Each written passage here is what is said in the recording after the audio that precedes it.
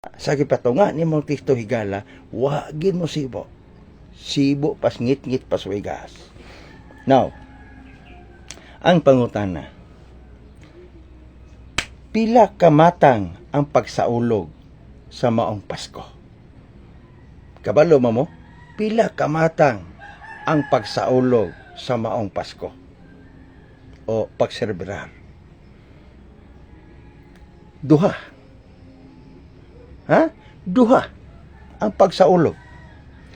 Og nagkalambigit ang usa nga nagsaulog nga walay ihaw-ihaw og biko-biko og litson-litson og ang usa nagsaulog nga nag-sacrifice. Ito pa, duha gyud.